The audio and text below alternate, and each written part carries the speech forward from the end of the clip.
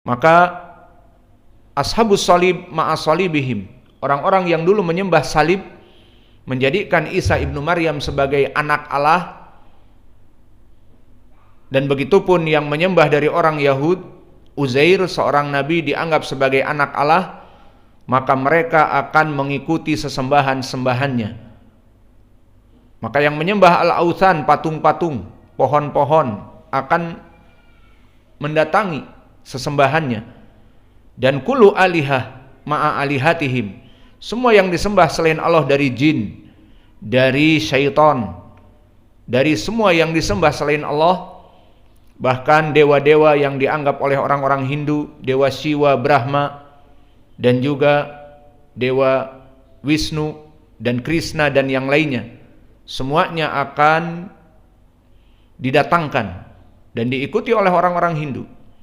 Dan Siddhartha Buddha Gautama yang dianggap oleh orang-orang Buddha mempunyai sifat rububiyah pun akan didatangkan. Maka semua pengikut penyembahan kepada selain Allah akan mengikuti yang dia sembah. Kemana?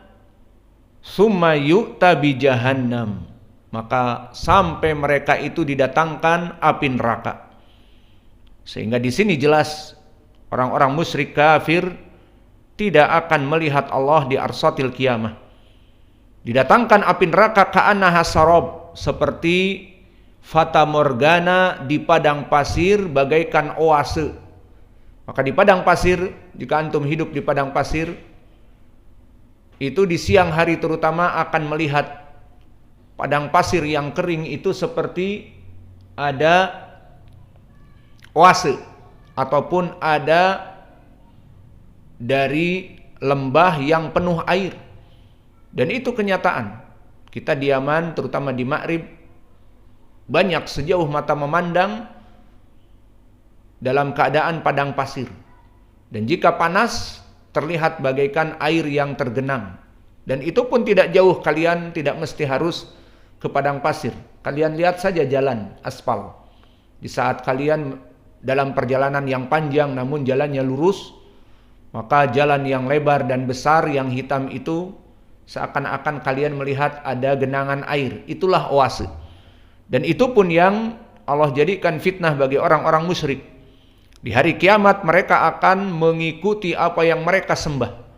Yang menyembah syaitan akan mengikuti syaitan. Yang menyembah Wisnu, Shiva, Brahma, dan dewa-dewa khayalan dari orang-orang Hindu akan diikuti. Kemana? Ke api neraka. Karena akan ditampakkan api neraka bagi mereka oase yang dipenuhi dengan air. Dan mereka akan mengatakan kepada alihah mereka, kami menyembah kamu. Seperti berkata kepada Uzair, kunna na'budu Uzair ibn Allah. Maka di sini faidahnya dinafikan. Tidaklah di sini orang-orang yang menyembah Uzair itu menganggap agamanya benar. Orang-orang yang menyembah Isa ibnu Maryam sebagai anak Allah agamanya benar, tidak, tapi didustakan. Dikatakan yuqalu kadzabtum lam yakun lillahi sahibatun wala walada. Tidak ada sesembahan kepada Isa ibnu Maryam. Kalian telah berdusta. Allah tidak mengambil istri, yaitu Maryam, dan Allah tidak mempunyai anak, yaitu Isa. Allah berfirman di Al-Ikhlas, qul huwallahu ahad, Allahus samad, lam yalid wa lam yulad. Allah tidak diperanakkan dan tidak beranak. Maka di sini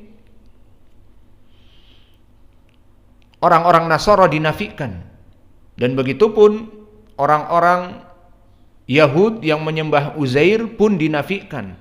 Kadzabtum, Allah tidak mengambil Uzair sebagai anak. Ini dari ucapan mereka. Kemudian ditanya, setelah mengikuti Uzair dan mengikuti Isa ibnu Maryam, fama turidun, kalian sekarang mengikutiku untuk apa? Nuridu antaskiyana, kami merasa haus, wahai Rob kami yang dulu kami sembah. Maka israbu, kalau begitu minumlah. Minum di mana? Di oase tersebut. Maka tadi api neraka ditampakkan oleh Allah kepada mereka para pengikut orang-orang yang menyembah sesembahan selain Allah, ditampakkan dengan fata morgana. Maka akhirnya di saat mereka meminum dari air-air tersebut, fayatasaqatuna fi jahannam, maka mereka semuanya jatuh kepada api neraka. Maka ini wajah pendalilan dari hadis-hadis ini. Hatta yabqa man kana ya'budullah min barrin aw fajirin. Lalu mereka semuanya jatuh kepada api neraka yang menyembah kepada selain Allah, yakni di sini poinnya al-kufar wal musyrikun, maka tidak ada yang tersisa maka tidak ada yang tersisa kecuali kaum muwahhidun yang menyembah Allah saja.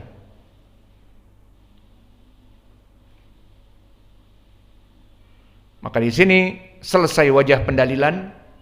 Adapun bagi wajah pendalilan di bab yang pertama, maka yang tersisa kaum muslimin, barulah Allah berbicara kepada mereka. Dan ini bukan wajah pendalilan kita. Tetapi wajah pendalilan di bab yang pertama justru juga di sini. Selain di dalam ucapan Nabi, innakum satarawna rabbakum, itu wajah pendalilan, dan di sini lebih gamblang di mana Allah akan menampakkan kepada mereka, dan yang ditampakkan adalah sak. Maka selesai hadis Abi Sa'id Al-Khudri.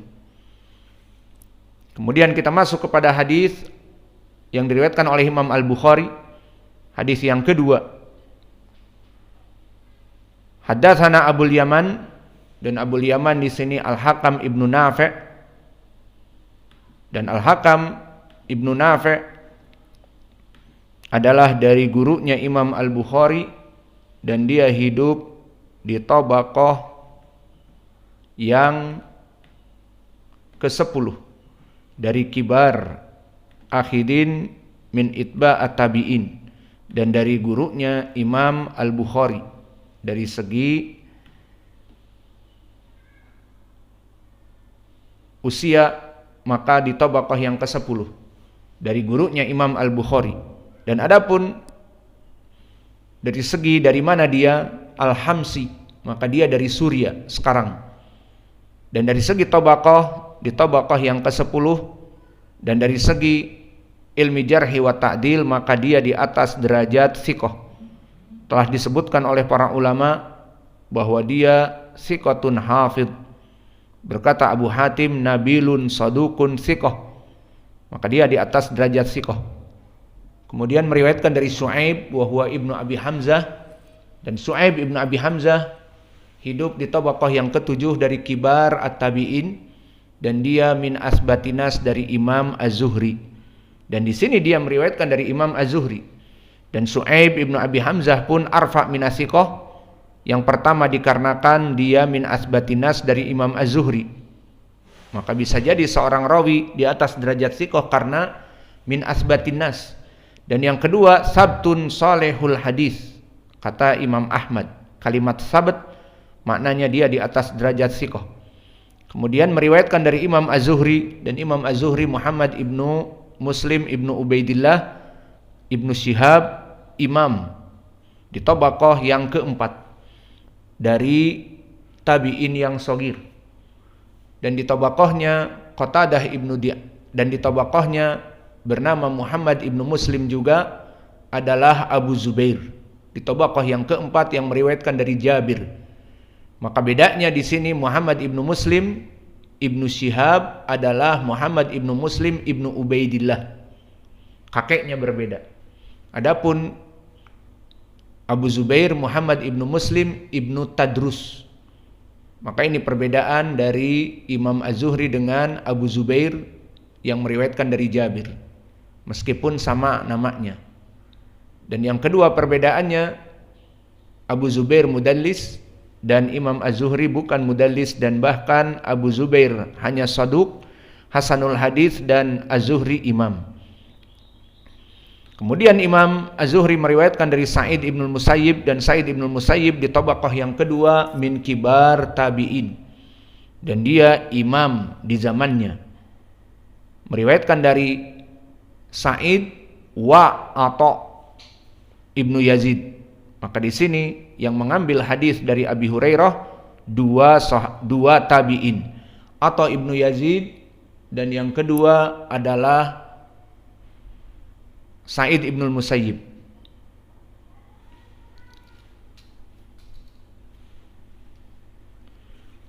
Meriwayatkan dari Abi Hurairah, seorang sahabi, dan Abu Hurairah di sini adalah Al-Yamani, seorang sahabi yang datang dari Yaman, yang hanya duduk bersama Nabi sekitar 3 tahun 4 tahun saja. Namun bahkan dari waktunya yang sedikit, justru dia paling banyak hadisnya. Kenapa? Karena disebutkan di dalam hadis yang lain bahwa ana jalastu ma'a Rasulillah sallallahu alaihi wasallam ala mal'i batni. Dia qanaah. Dia duduk bersama Nabi dalam keadaan pas-pasan, tidak ingin mencari nafkah, tidak ingin berjualan, tidak ingin demikian dan demikian, cukup dengan apa yang Nabi berikan dari makanan yang ada. Kadang-kadang ada makanan, kadang-kadang tidak ada makanan, maka dia dinamakan dengan ahlu suffah. Dia hidup di masjid, di sakan masjid yang dibuatkan dari pelepah-pelepah kurma. Nah, kebayang antum, kalau antum pernah ke Madinah, panas di atas 40 derajat kebanyakan. Dan kalau siang, karena asalnya adalah desert, padang pasir, kalau siang itu angin berhembus. Dan kadang-kadang membawa turab. Padahal kita sudah hidup di zaman now, yang rumah-rumah itu sudah banyak dan gedung-gedung. Namun panas dan tiupan angin dari Sohro, karena memang masih banyak padang pasir, dan sifatnya seperti itu. Ada gerakan angin karena perbedaan cuaca dari padang pasir yang berbeda, maka akan meniup meskipun sudah jadi kota. Nah, terbayang zaman dulu, di zaman mulai dibangun Madinah di padang pasir, maka bagaimana debu-debu berterbangan ke Masjid Nabi dan juga ke Suffah, tempat sakan yang dibuatkan oleh ahlu Suffah. Maka panas dan juga berdebu, itulah kehidupan para sahabat dulu. Maka bersyukur kalian, sakan kalian ada kipas, di sakan kalian tertutup. Maka di zaman Nabi dalam keadaan seperti itu dan tidak ada makanan. Alhamdulillah kalian di sini makan 3 kali sehari. Maka Abu Hurairah wallahu a'lam mendapatkan makanan atau tidak dalam kesehariannya, karena banyak di hadis-hadis bahwa dia kadang-kadang ingin jatuh pingsan karena lapar dan mengganjal perutnya dengan batu-batu diikat dengan imamahnya.